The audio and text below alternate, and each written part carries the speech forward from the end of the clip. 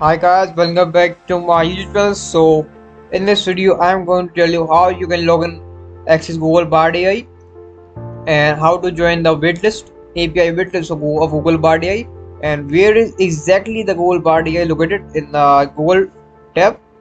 So I will give the link.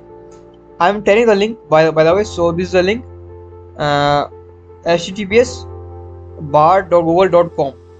So in here I am from Pakistan.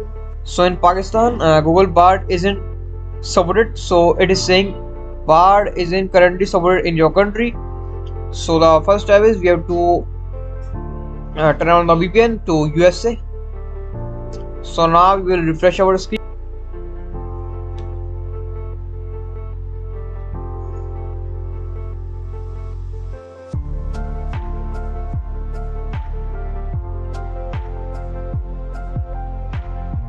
So now we will click on join waitlist and click on opt in to receive emails and click yes I'm in.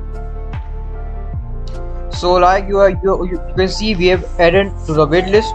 So after these steps in like 2 to 4 days I would have been given access to the Google Bard AI.